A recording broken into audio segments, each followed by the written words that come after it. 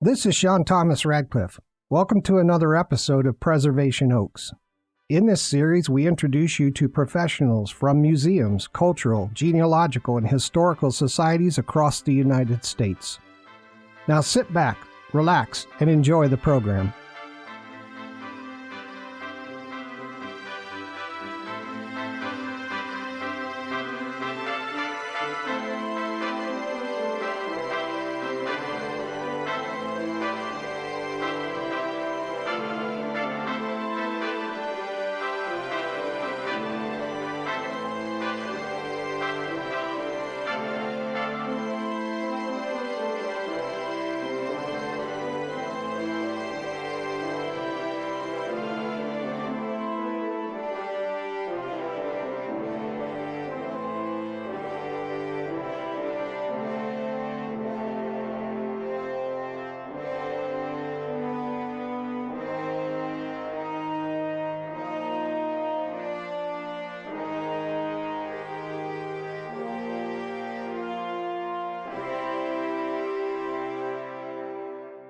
Good day, everyone.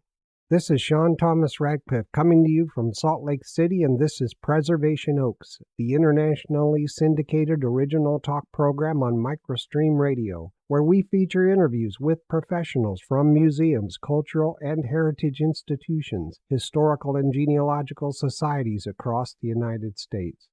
Hey, thanks for listening. By the way, our main platform is preservationoaks.podbean.com. But wherever you listen to the program, I appreciate it very much when you like, comment, follow, or subscribe. We know that people want to have a better understanding of these precious organizations. They want to know how they're funded, how each is unique to the communities they serve, what programs and events they currently have underway, and what services they offer to the public and to their members. We believe this information is vital for people to know how to work with these organizations and how important it is to join, support, volunteer with, and donate to one or more of these societies. Hey, by the way, remember your donations to these societies are tax deductible. Each guest organization on Preservation Oaks brings with them a truly unique viewpoint and perspective around how they tell the story of their communities, how they continue to be relevant for the times in which we live, and what kinds of exhibits and volunteer opportunities they've created. This makes listening to each episode of the program interesting, fun, and diverse. If you're listening and you'd like to be a guest on the program, or if you have questions or comments about the program, spin off an email to preservationoaks@gmail.com. All right, that being said, let's get the show snapping. Our historical June events for this episode. On June 6, 1944, also known as D-Day, the largest amphibious landing in history began in the early morning hours as Allied forces landed in Normandy on the northern coast of France. Operation Overlord, as it was known, took months of planning and involved 1.5 million soldiers in 47 Allied divisions, along with 4,400 ships and landing craft and 11,000 aircraft. American forces landed on two western beaches known as Utah and Omaha, while British and Canadian troops landed further east on Gold, Juno, and Sword beaches. By the end of the day, 150,000 Allied soldiers and their accompanying vehicles had landed, with 15,000 killed and wounded. On June 16, 1963, Valentina Tereshkova, 26, became the first woman in space as her Soviet spacecraft, the Vostok 6, took off from its launch site. She manually controlled the spacecraft, completing 48 orbits in 71 hours before landing safely. On June 18, 1812, after a whole lot of debate, the United States Senate voted 19-13 in favor of a declaration of war against Great Britain, prompted by Britain's violation of America's rights on the high seas and British incitement of Indian warfare on the western frontier. The next day, President James Madison officially proclaimed the U.S. to be in a state of war. The War of 1812 lasted over 2 years and ended up with the signing of the Treaty of Ghent in Belgium on December 24, 1814. Something for genealogists. Family tree research is one giant step backwards and one giant step forward, usually at the same time. Let me get some tea. Love Twining's tea. You can email us anytime at preservationoaks@gmail.com. Preservation Oaks is available for listeners on nearly all podcast platforms, Facebook, Odyssey, and YouTube. On our next episode of Preservation Oaks, we'll be meeting with the Iowa Falls Historical Society located in Iowa Falls, Iowa. They have a lot of wonderful videos available on their Facebook page. Iowa Falls is also known as the Scenic City. They tell an important story of America, and it will be fun and interesting chatting with Paul Hackbarth, the president of the society. For this episode, we greet Cindy Maher, the Iowa State Coordinator of the IAGenWeb. If you've used the IAGenWeb, this episode will help you understand what the organization has to offer, how you can participate and take advantage of the worthwhile projects the organization has underway, and how to best support them by volunteering and donating. Here's a brief biography of our guest.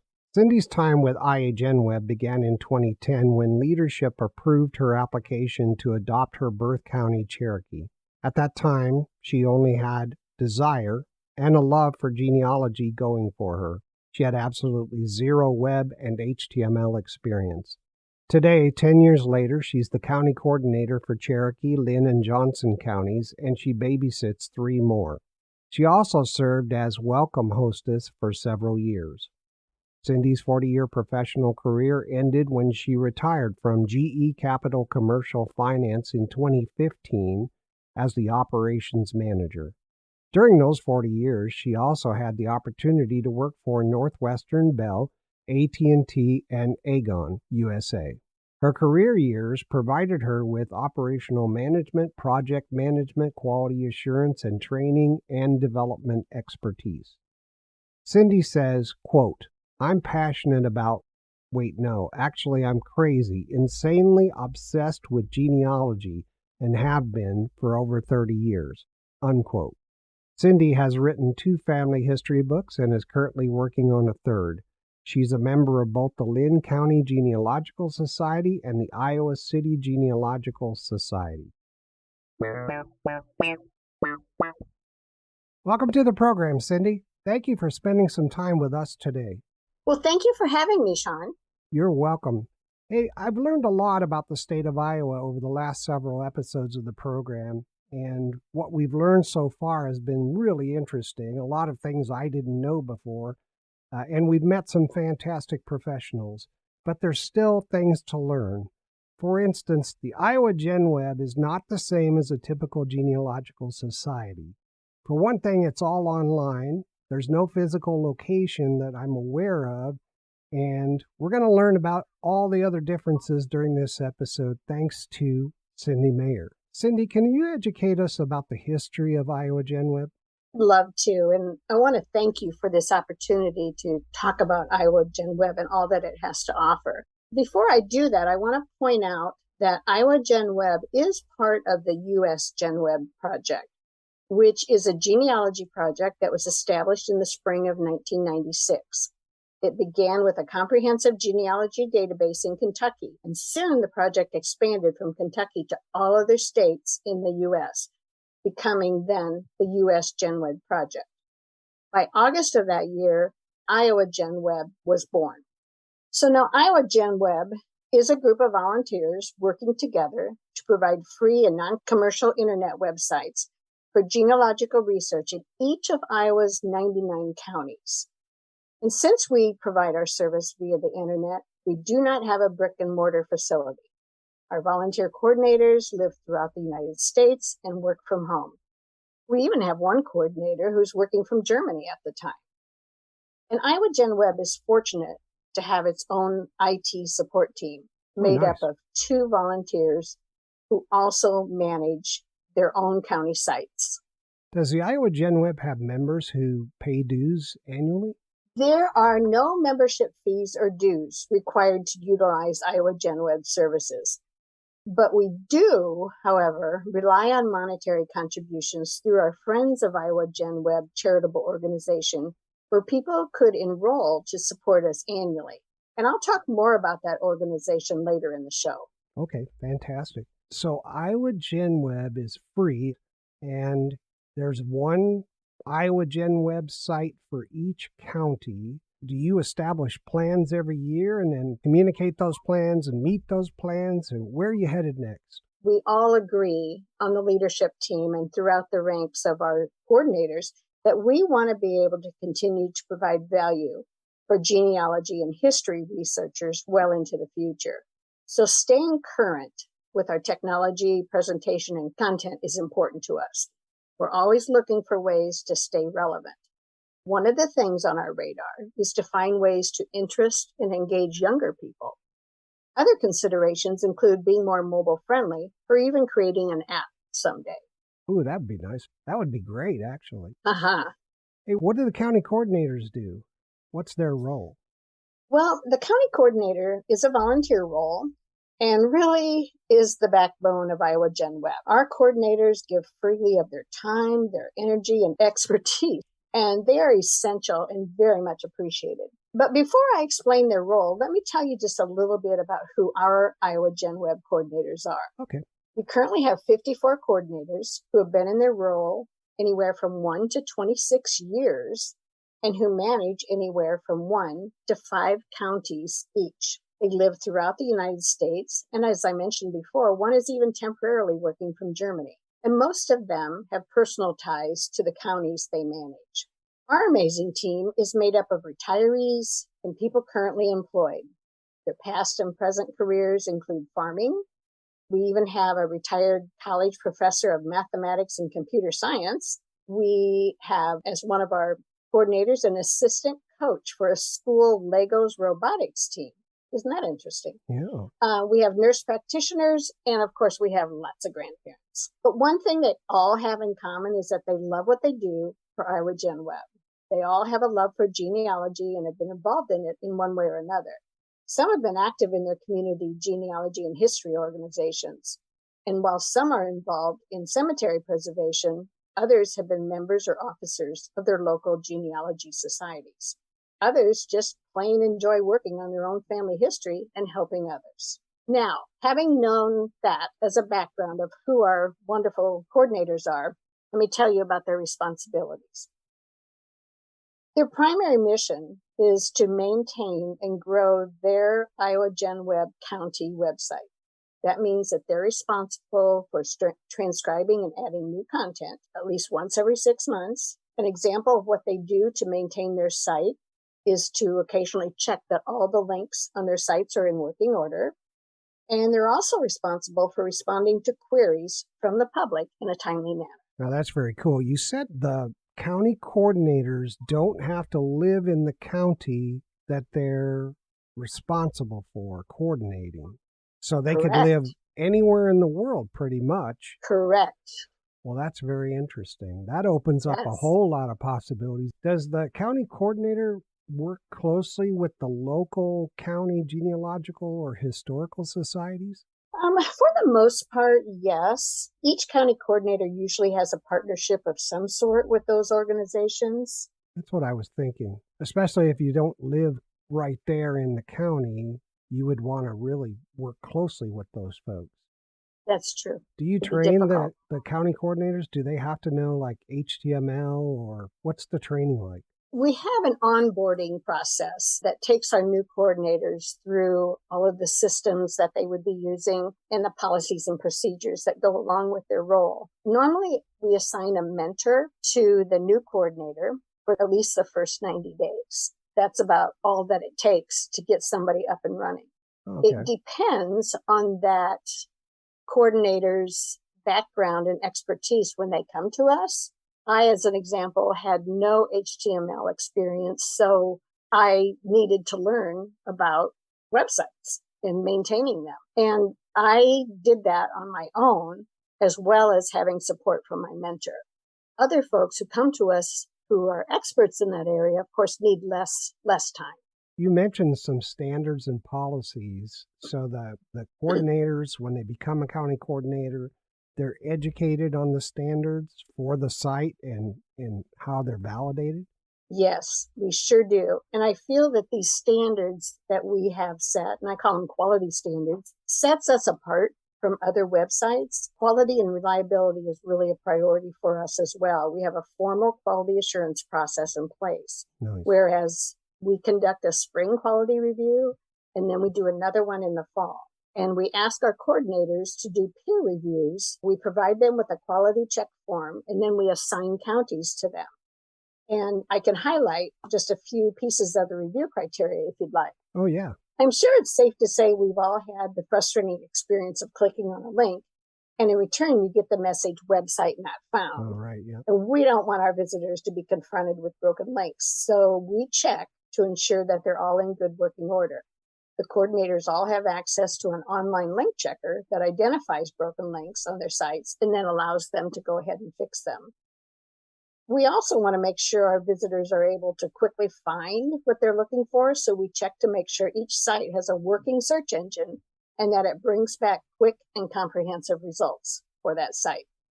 And lastly, one of the main priority items is, because we want to provide fresh and relevant content value for our visitors, and hoping that that will encourage them to return, we check to see if new content has been added on a regular basis. And I have to say, this process has been in place for forever, and it's paid off. IAGenWeb was named the best Iowa genealogy site 6 years in a row, beginning in 2010. We were also recognized as one of Family Tree Magazine's top 101 genealogy websites back in 2010. Congratulations. Thank you. Thank you. We're very proud of having nice, neat, functional websites. As long as we have these checks and balances in place, we can make sure that things don't go on, which make it more difficult to correct down the road. Right. So how much leeway does a county coordinator have in the types of records they add to the site? One of the beauties of IAGenWeb is that each county site is unique and it takes on a personality of its own. And that's because each coordinator has the freedom to design and organize their own county sites. And they can choose the content that they feel will benefit their particular audience for their county. One county site might contain material that another county site does not have. However, a visitor will find the same categories of baseline resources. For example, you will find information on cemeteries, township history, military records, census information on every site. The information may just be presented a little differently. That's really nice. So how'd you get into this? Can you tell us a little bit about your background, how you came to do what you do now? I would love to. I had worked in a professional career for 40 years prior to retiring from GE Capital Commercial Finance in 2015. As one of their operation managers. Okay. And during those 40 years, I'd also worked for Northwestern Bell, AT&T, and then Aegon USA. Through that career, I was able to obtain operational management, project management, quality assurance, training and development expertise. At the same time, for about 30 years during that 40-year period, I had been obsessed with genealogy research. And that's when I decided to apply for the IAGenWeb coordinator position for the county where I was born, which was Cherokee County, Iowa. I happened to be out there doing my own personal research. I saw that they needed a coordinator, so I thought, wow, maybe I'll give this a go. While I had a lot of desire and passion, like I said before, I had zip HTML experience, but the leadership approved my application. They took a chance on me. And with the help from my mentor, I was able to learn how to maintain a website. And today, I'm coordinator for not only Cherokee County, but also Lynn and Johnson counties. I served as welcome hostess for several years and then was nominated and elected as assistant state coordinator 2 years ago. Nice. After serving in that position for 1 year, I moved up to the state coordinator position, which is the position that I enjoy today. Yep, and it sounds like you do a great job. Now, I can hear people already, in the audience saying, well, I might want to do that, but this HTML stuff is pretty technical. I don't know that I'm capable of doing that. How do you address that?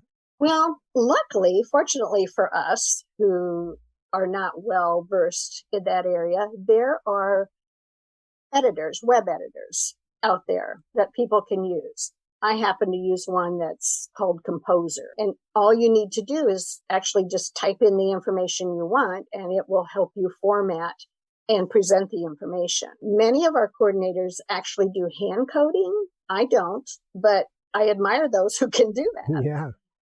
Is there any kind of a Composer piece of software that IAGenWeb or IAGenWeb would recommend as a standard? There's a lot of different web editors out there, and they all produce the same end product. So I don't think we would want to suggest one over another. Okay. There are some that are free. Mine happens to be free. And then there are some that have a lot of bells and whistles that, of course, you have to pay a price for. Now, as a county coordinator, you maintain the website or portions of it according to certain standards and policies. But I was also reading on the IAGenWeb site that you guys work on special projects. What can you tell us about those? Oh, I'm happy to tell you about those. We currently have 9 special project sites. The IAGenWeb special projects came to fruition as we identified areas of history that applied to all of Iowa and were not necessarily county specific. Take our Iowa History Special Project, for example. This special project is managed by Constance Diamond, one of our volunteer coordinators, who actually brings the history of Iowa alive through the transcription of various Iowa history books and documents. The other special projects are, we have one that's the Iowa Family Group Sheet Project, where anyone can post or view family group sheets about people who resided in Iowa. Oh, that's cool. Yeah. And on the military front, we have 3 separate projects, one for Iowa in the Civil War, one for Iowa in the Great War, and finally Iowa in World War II. Those 3 projects were created to promote the people, events, and genealogy of Iowans who served in each of those wars. We have Iowa Old Press. That's a project that collects articles from old Iowa newspapers, which are oftentimes difficult for genealogy researchers to get. We have the Iowa State Census Project. That's an attempt to identify, transcribe, publish essentially all of the state census data for Iowa, not federal, but the state, and to publish it in a consistent, logical, download efficient manner. Next to the last one is the Iowa WPA Graves Registration Survey. Those records contain burials throughout much of Iowa that were compiled by WPA workers back in the 1930s, including grave markers, which no longer exist today. And records can be searched within the county or statewide. But one of my favorite special projects is this last one, which is the Iowa Gravestone Photo Project. Years ago, our Van Buren County Coordinator, Rich Lowe, and his son developed a system which allowed users to submit gravestone photos from Van Buren County cemeteries. By January of 2003, it evolved into a special project for all of IAGenWeb counties. The project just took off like a storm. It experienced tremendous popularity and phenomenal growth. By August of 2011, the site held more than 400,000 images, but today there are over 1.3 million gravestone records with photos. Wow, that's neat. I would imagine that in the state of Iowa, there are a number of historians who think it's very interesting to write articles of some historical value and have the county coordinators place those on their sites. Is that happening? Yes, cool. That happens. Last fall, I had a gentleman reach out to me who had memoirs that he had collected from his father. He published a book, and he asked if I would like to publish that book on our Cherokee County site. And of course I did. Yeah. So we worked in partnership to get it presented and uploaded on the site, and now other people can enjoy that. And it's preserved forever. Yeah, that's very cool. Very cool. Now, if I'm a researcher, regardless of where in the world I live, and I happen to go on IAGenWeb to a county where my ancestors were, and I feel like I need some help.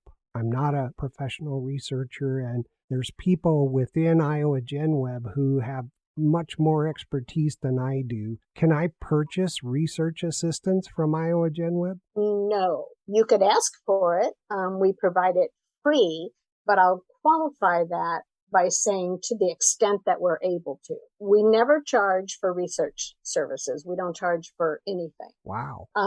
But some coordinators have more time and resources than others to provide research assistance. Regardless, if we're not able to help, we are able to suggest other resources to help find what they're looking for. And again, we do not charge for any assistance, period. No, that's very nice. I also was reading on the IAGenWeb site that you have something known as genealogy boards. What can you tell us about those?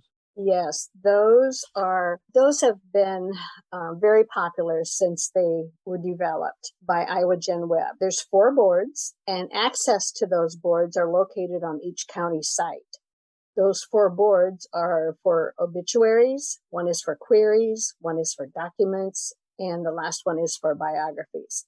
So anyone can post relevant information to those boards, and the boards include a search mechanism that can be used within a county or even statewide. Nice. And today we have thousands of names in queries, obituaries, biographies, and miscellaneous documents to help people with their research. It's really been a great help. Now, if I make a post, I am at the public library, I find my grandmother's obituary, I transcribe it, and I put it on the genealogy board for obituaries. At some point, does IAGenWeb then scrape the boards for all obituaries and make that sort of a separate category within the site? Nope, it will always be there.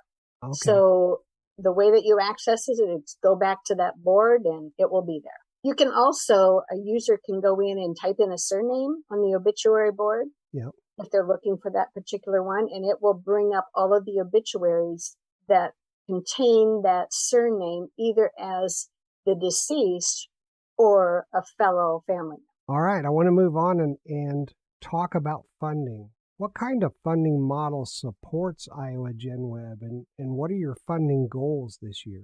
Sean, that's a great question, and I'm so glad you asked that.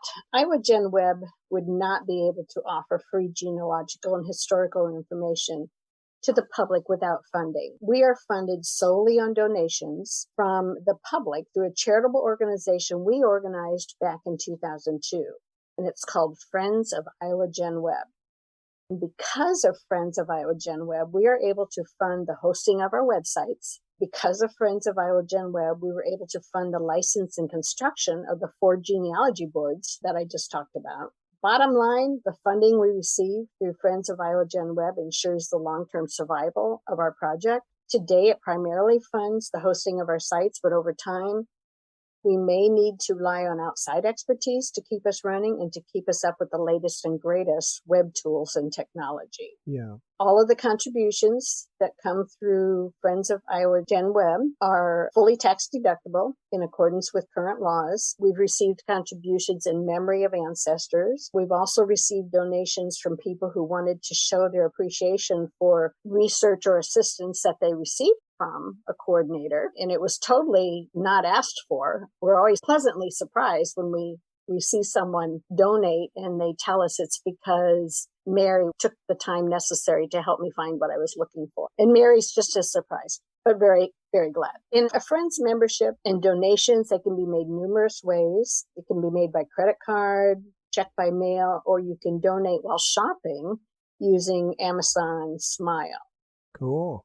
Now, just so I have it straight, when I want to donate to IAGenWeb, I actually don't donate directly to IAGenWeb. I donate to the Friends of IAGenWeb. That is correct. Okay, that's cool. I hope you're making lots of money because you're helping lots of people.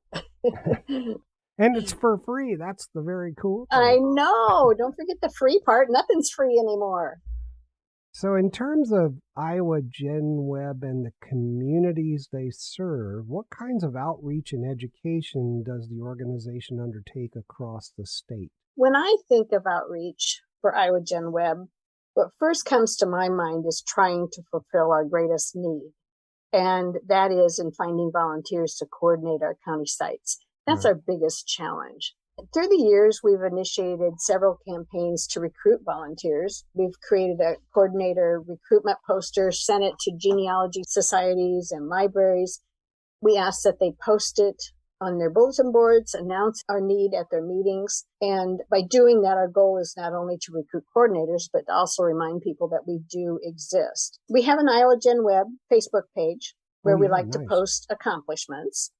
We realize, however, our audience is limited as more and more people move away from using Facebook. But if you're a Facebook user and if you would like to grab a pen, our Facebook page can be found at www.facebook.com/Iowa IAGenWeb/. And on the educational front, many times our coordinators or officers have given presentations at genealogical and historical organization meetings. Oh, of course, yeah, because they've probably been steeped in genealogy for a long time. Mm-hmm. I'm sorry to interrupt. It's time for our first break for a few minutes. We'll be right back to Preservation Oaks with Sean Thomas Radcliff after these important messages.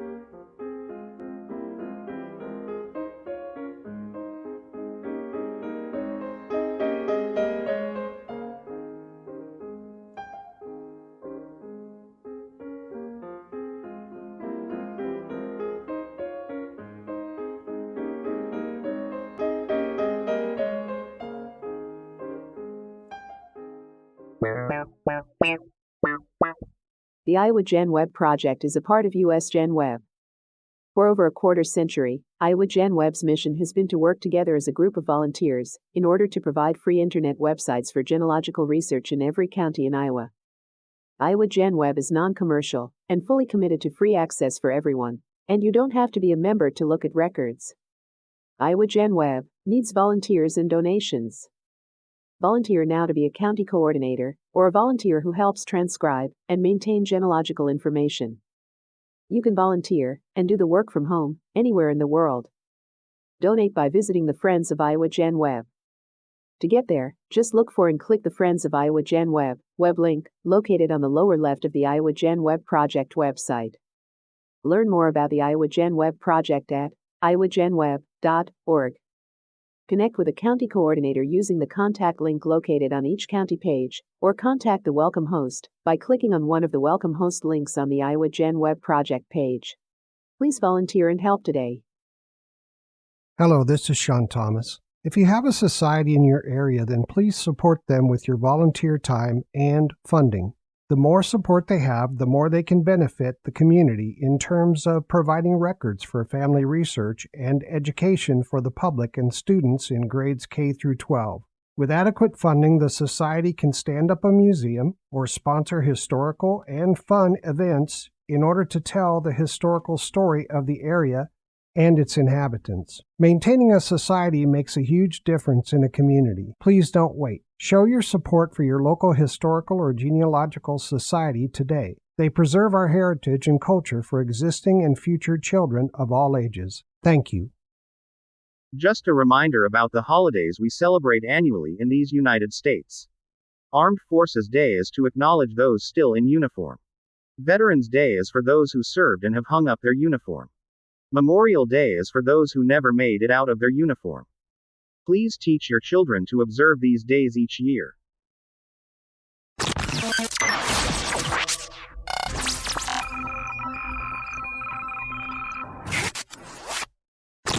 This station is now the ultimate power in the universe.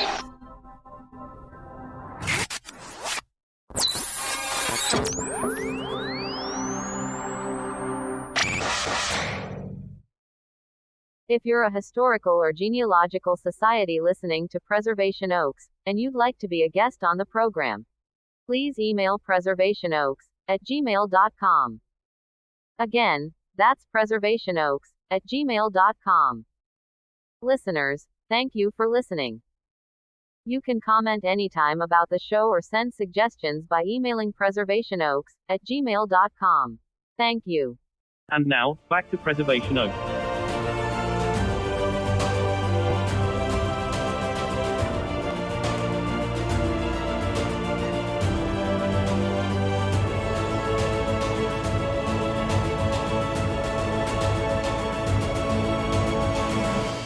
Welcome back to Preservation Oaks. I'm your host, Sean Thomas Radcliff, and we're here today with Cindy Maher from IAGenWeb.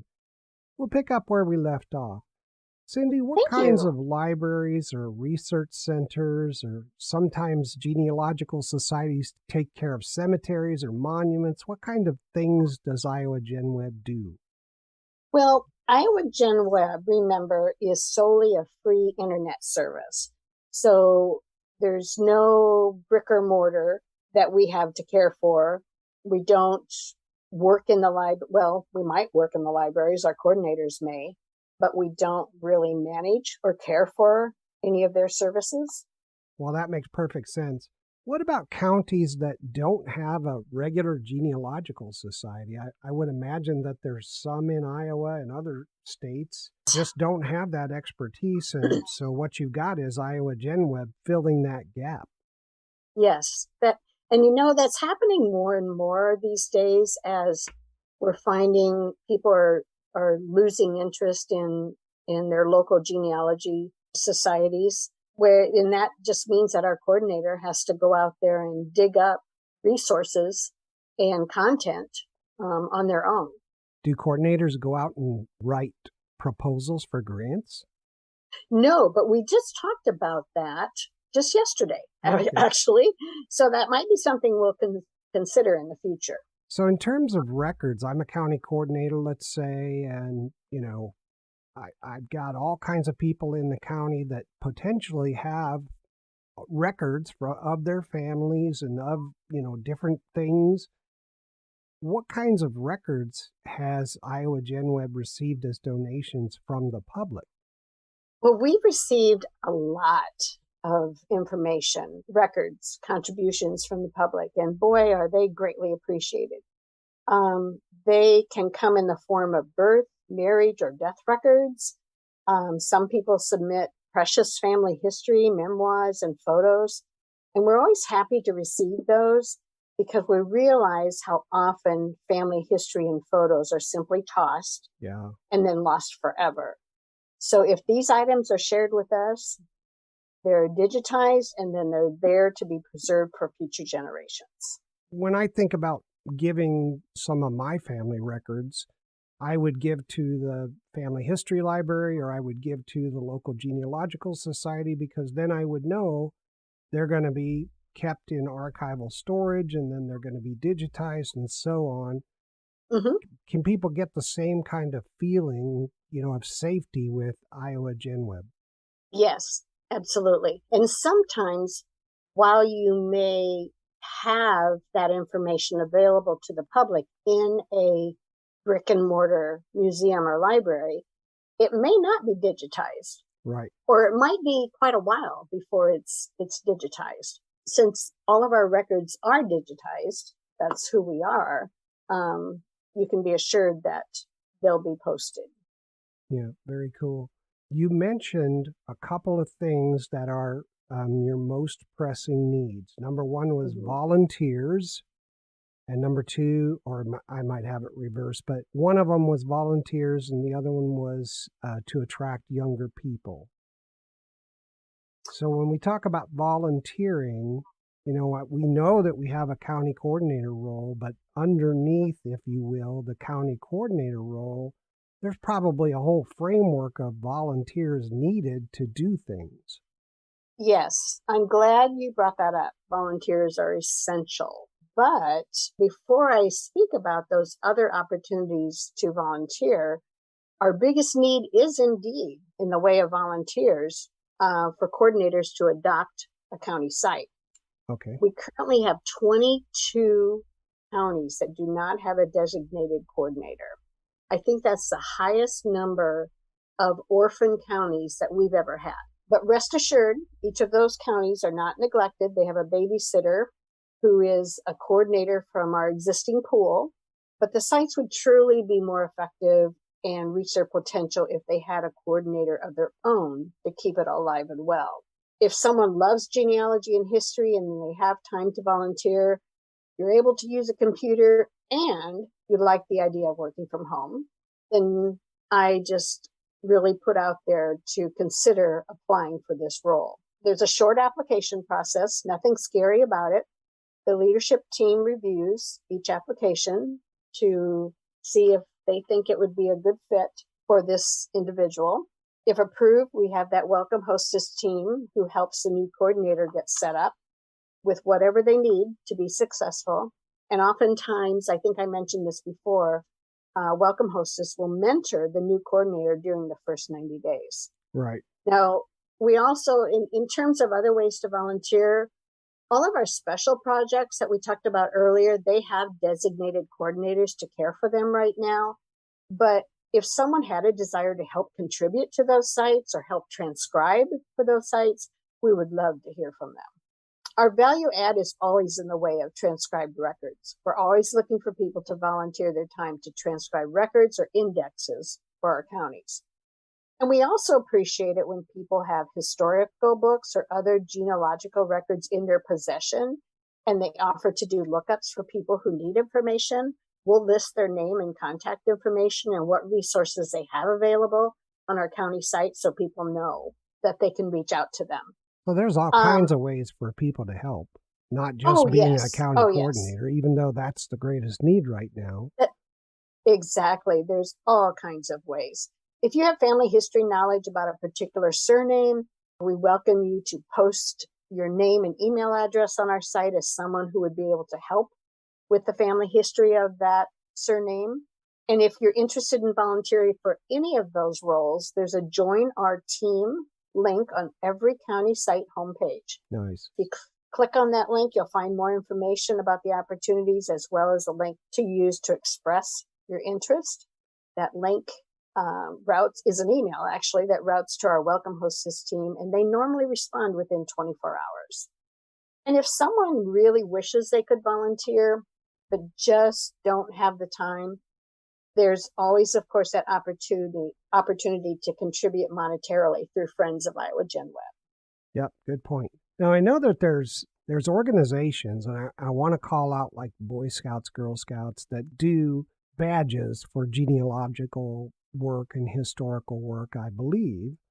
Mm-hmm. And there's also community colleges that have, people that are focusing on history, trying to get degreed in history. Maybe that's something that you could go after to say, let's partner with these folks so that these people spend time and get credit maybe for time being a coordinator. Yes, that's a great idea. And we have used the Boy Scouts in the past where they have gone to cemeteries and photographed tombstones, transcribed the information on the tombstone, and submitted them through our Iowa Gravestone Photo Project. Kids are so smart nowadays. I know. How old do I need to be a coordinator? Could I be in high school and be a coordinator? Gosh, good question. I would say yes, if you could fulfill all the other qualifications. Yeah, good point. Yep. I keep thinking, let's say it's County A and County B. And County B just has a ton of work. They've got all kinds of records that need to be transcribed and so on and so forth, where County A already has a majority of that done. Do you utilize volunteer resources across counties? Oh, yes.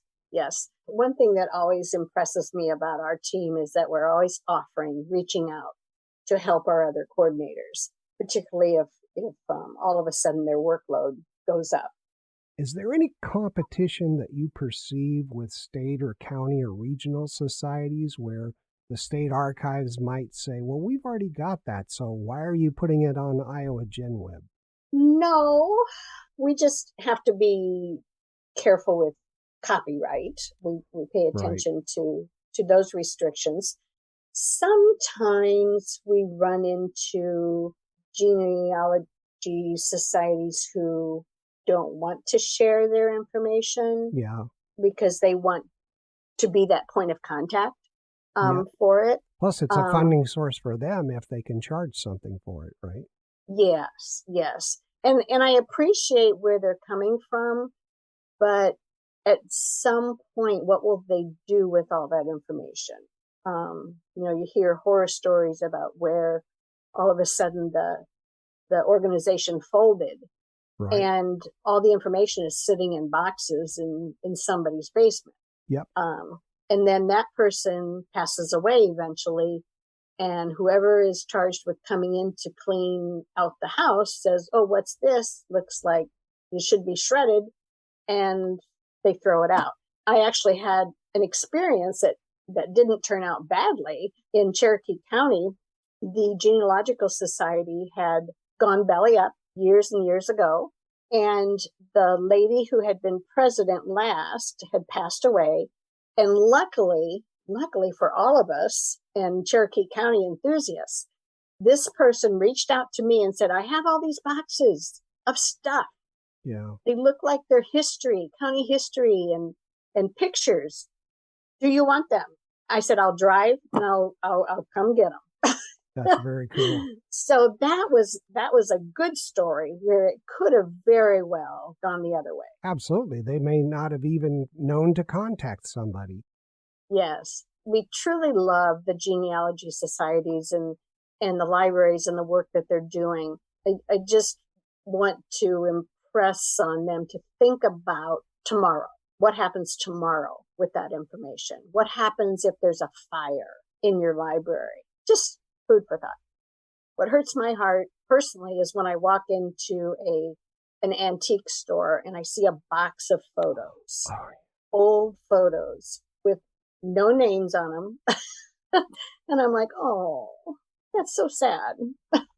Can someone join as a member of the Friends of the IAGenWeb right from the IAGenWeb website? Absolutely, yes. Okay. On the home page of every county site, as well as the primary IAGen website, is a link to Friends of IAGenWeb. Fantastic. I know you mentioned Amazon Smile. Do the Friends of IAGenWeb offer PayPal? Yes, we do. You don't have to use the actual PayPal system. You can use your credit card rather than using the official PayPal. Oh, nice. So I want to remind listeners, besides the website, Cindy has already mentioned that the organization uses Facebook. You can go to IAGenWeb.org. That is where you'll find IAGenWeb Project. And, of course, Facebook. Just look for IAGenWeb, IAGenWeb.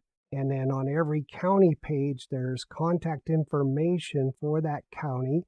And there are welcome hosts available to handle any questions.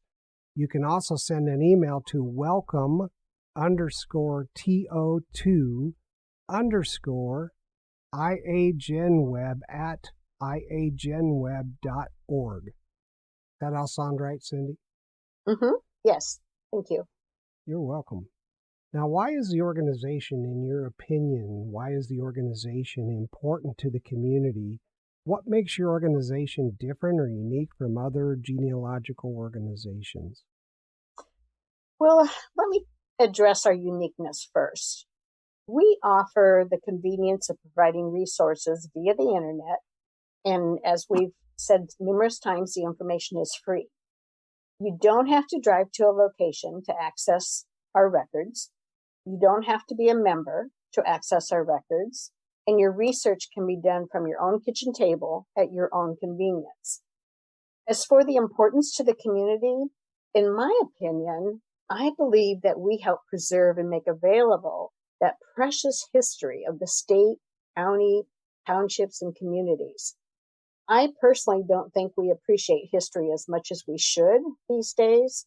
History is the knowledge and understanding of the past. It's a story of who we are, where we come from, and it can help us understand the culture our ancestors experienced. And those experiences likely shaped who we are today. So I think we help provide the ability to broaden ourselves. Yeah, and hopefully you'll just keep on growing. What's the benefit of joining the Friends organization? Besides a warm feeling that I'm supporting, which is great, but are there any perks? There's no physical perks. You don't get a badge of honor. When you join Friends for IAGenWeb, you get the satisfaction of helping preserve and present genealogical information, which is sadly, like we said, so often lost through the generations. and helping us keep that information free. Yep, that's very important. If I want to connect with someone in the organization, is the right person to connect with, if I've got a question or something, go to the county or go to the welcome to IAGenWeb at IAGenWeb.org. Is that the right way to do it? Yes. If you go to the primary IAGenWeb site, you'll find numerous ways to contact us. You can also contact us through the hostess email, which you gave just a moment ago. And most importantly, each coordinator's contact information is on each of their own county sites. Oh, right. Yep. That's important. Do you get feedback from the public on coordinators? Sometimes, yeah. Oh, good. We do. Is there any other information or any other message that we haven't covered that you would like the community or members to know about? I don't think so, Sean. I hope that we've covered it all and have presented IAGenWeb as the organization that I'm so proud to be a part of. We really strive hard to do the right thing and provide that information that's so often lost and keeping it around forever. Yep, I think your organization is fantastic, which is why we had you as a guest on the program. This organization, I've been in genealogy myself for a while, and it was always a go-to for me, always. And it was always a level of standards and a level of expertise that I always benefited. Even if I found nothing, that meant, oh, they weren't in that county.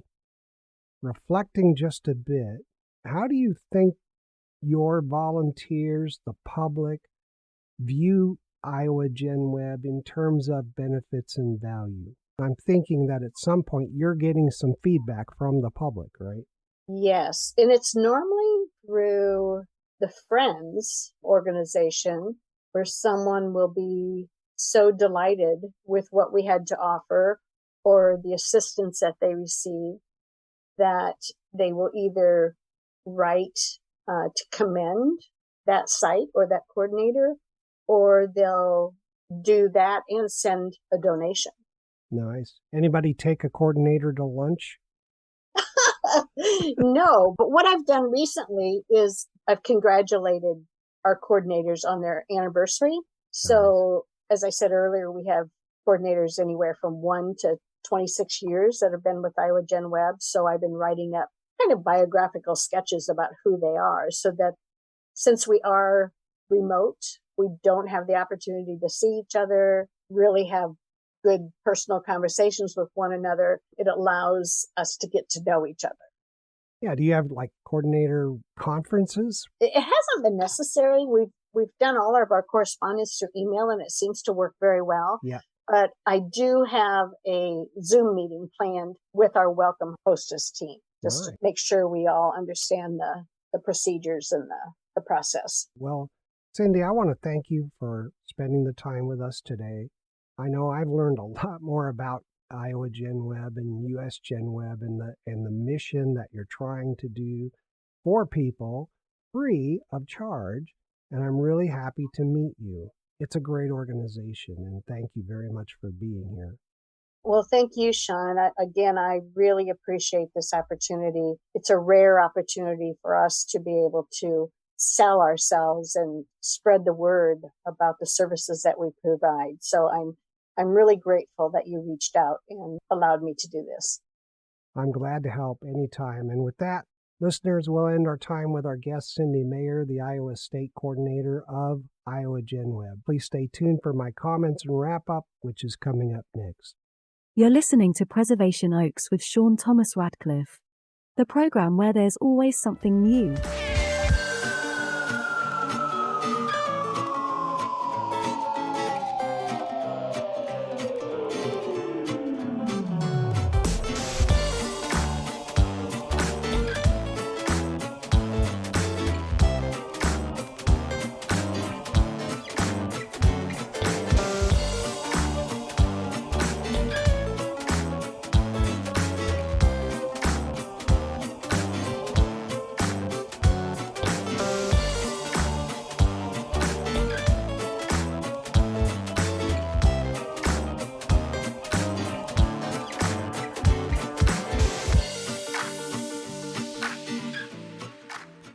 Pass history on by joining, donating, and volunteering at IAGenWeb today.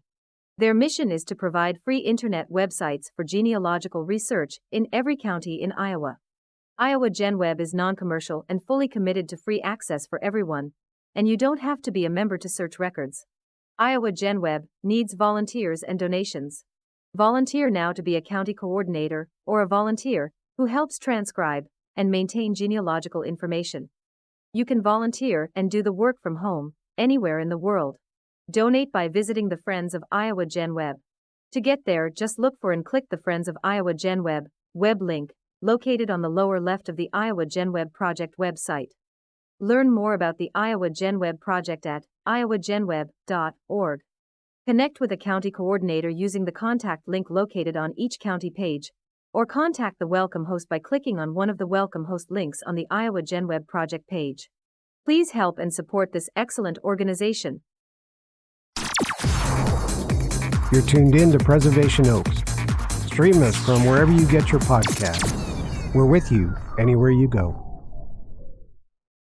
This is Batman. This year for his birthday or Father's Day, Dad doesn't want another tool. He does not want your picture in a frame. He does not want some device that trims unwanted hair from his body. He does not want anything that makes more honeydew work for him. He does not want anything made in class at 4-H or Boy Scouts. He does not want anything ritzy-ditzy technical from a magazine for people who like 007. He does not want a book he'll never read. And he does not want a gift card. This year, give Dad a gift of history at your local museum, cultural and heritage institution, historical and genealogical society. You can get Dad a membership and the phone number so he can have somewhere to volunteer, to make a difference, and spend some time helping the community and learning.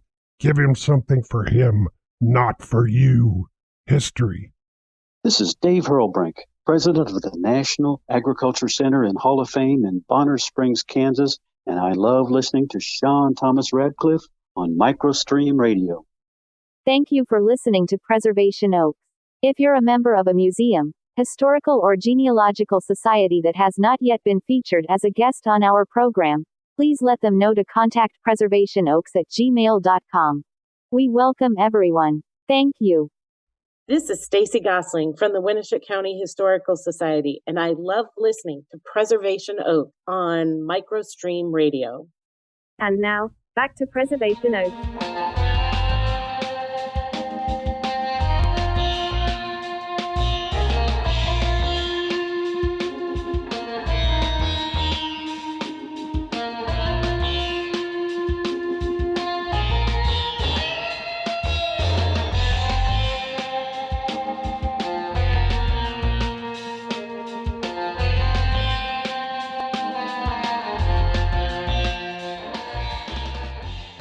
Hey, welcome back. You know, genealogical and historical research organizations are like a multifaceted gem, and one of the shining facets in Iowa is the IAGenWeb. IAGenWeb is a part of USGenWeb. They're a group of volunteers working together to provide internet websites for genealogical and historical research in every county and every state of the United States. The project is non-commercial and fully committed to free access for everyone. As I chatted with Cindy Maher, the Iowa State Coordinator of the IAGenWeb, I really wanted to understand how IAGenWeb differs from other genealogical or historical societies. And Cindy was so kind in helping all of us to recognize the unique mission and differences of IAGenWeb. You folks in Iowa are very lucky to have this organization, which has been recognized as the best Iowa genealogy website for 6 years in a row, and by Family Tree magazine as a top 101 genealogy website.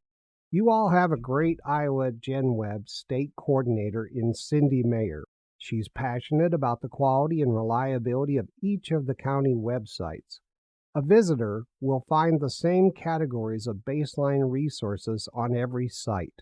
Cindy really understands the mission She's able to convey the mission to others and has a vision for what IAGenWeb needs to accomplish as it offers more value to genealogical and historical visitors into the future. We learned that the IAGenWeb operates completely online and that there's an IAGenWeb website for each of the 99 counties in Iowa. Each one of the county websites is managed by a county coordinator. There's a common set of standards for each IAGenWeb county website, which are continually being validated. This ensures that people visiting the county websites receive a great experience. The most pressing priorities of the IAGenWeb are: number one is to ensure there's a county coordinator managing each county website. Right now, there's 22 counties of the 99 across Iowa that don't have a dedicated county coordinator. They do have a babysitter, but not a dedicated county coordinator. Please reach out to IAGenWeb today and become a county coordinator. The requirements are that you have a love for genealogy and history, you have the time to volunteer, you can use a computer, and you can work from home. That's right, you'll be trained, mentored, and you can do the work from anywhere in the world. A quote from Cindy: "The county coordinator is a volunteer role and really is the backbone of IAGenWeb. Our coordinators give freely of their time, their energy, and expertise, and they are essential and very much appreciated. Most of them have personal ties to the counties they manage. They all have a love for genealogy and history and have been involved with genealogy and history for some time." Priority number 2 is to attract and retain younger people to the vision and mission of IAGenWeb. Cindy and I discussed attracting younger people from local colleges and other organizations. And finally, priority number 3 is to ensure that IAGenWeb is using the latest technology in order to fulfill the mission. This will ensure that IAGenWeb provides value into the future. Cindy highlighted how important it is to IAGenWeb to stay technologically current with technology, presentation, and content. Cindy and her team are also investigating the potential of creating a mobile app. Now, there are some counties across Iowa that don't have a dedicated genealogical or historical society, and so IAGenWeb is there to fill that gap. For counties that do have a dedicated genealogical or historical society, the society may not have the technical capability to digitize all their records, so they can make them easily accessible online. As Cindy pointed out, quote, "When the people of the county share records and information with IAGenWeb, they are immediately digitized. Sometimes, while you may have information available to the public in a brick-and-mortar facility, it may not be digitized, or it might be quite a while before they're digitized. Since all of the IAGenWeb records are immediately digitized, you can be sure they'll be posted online and be freely available to everyone." The organization is supported 100% by donations and volunteers, and there's always plenty of diverse and fulfilling things to do as a volunteer. Everything visitors receive is free. If you don't have time to volunteer, then at the very least, please help support the IAGenWeb by visiting the Friends of IAGenWeb and donating. Cindy reviewed the funding and fundraising particulars of the organization, so you know where the funds are going and what they're being used for and what the priorities are. That makes it easy to make a decision to donate. As we discovered during this episode, the IAGenWeb organization is truly one of our nation's preservation oaks. So I want to remind listeners, besides the website, Cindy has already mentioned that the organization uses Facebook. You can go to IAGenWeb.org. That is where you'll find IAGenWeb Project. And, of course, Facebook. Just look for IAGenWeb, IAGenWeb. And then on every county page, there's contact information for that county. And there are welcome hosts available to handle any questions. You can also send an email to welcome_TO2_IAGenWeb@IAGenWeb.org. IAGenWeb has made it incredibly easy to communicate. First of all, there's a link to communicate with the county coordinator on every IAGenWeb county website. On the IAGenWeb main site, you can also click on the link to go to the Friends of IAGenWeb, where you can donate. And lastly, You can click on the link on the site or just send an email to welcome_2to_IAGenWeb@IAGenWeb.org. Now, there were 1,000 questions I could have asked during our time together, but I didn't in the interest of time. If questions occur to you and you'd like more information, please just connect with the organization via the contact information provided in this episode. If you're not already volunteering and donating to IAGenWeb or the Friends of IAGenWeb, please consider supporting the organization. I hope this information helps the audience understand how valuable the organization is across the state of Iowa and what kinds of free services they provide for people to make progress on their genealogical and historical research. Okay, that's a wrap for this episode.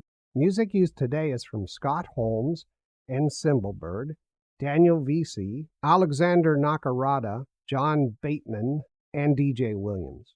Microstream Radio is a registered trademark. This broadcast is owned and copyrighted by Microstream Radio. It cannot be rebroadcast, downloaded, copied, or used anywhere without the written permission of Microstream Radio. Thanks to everyone for listening. This is Sean Thomas Radcliff. We'll see you all next time on Preservation Oaks.